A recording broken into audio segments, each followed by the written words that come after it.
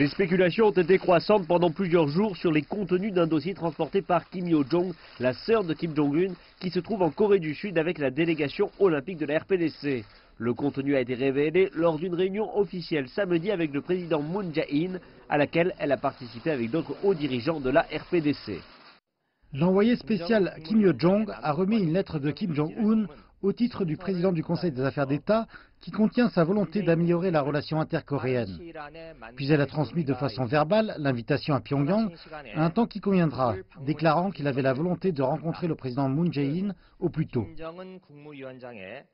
Le président Moon a répondu en déclarant que les deux Corées devaient tout faire pour que cela se produise, bien qu'il ait dit à la délégation que Pyongyang devait aussi reprendre le dialogue avec Washington. Moon a déjà rencontré Kim Yo-jong et le législateur en chef de la RPDC, Kim Yo-nam, lors des cérémonies d'ouverture, alors qu'assis à sa droite était le vice-président américain Mike Pence, qui n'a pas quitté la cérémonie des yeux.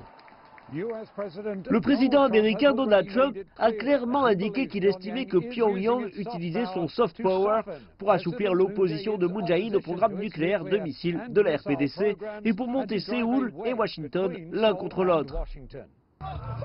Il y a une inquiétude partagée par beaucoup ici en Corée du Sud où il y a eu un fort support pour la délégation en visite, mais aussi peu de protestations. Dans le même temps, l'ancien secrétaire général des Nations Unies et chef de la commission d'éthique du CIO, Ban Ki-moon, a déclaré que les pourparlers durant ces Jeux d'hiver historiques iraient plus loin.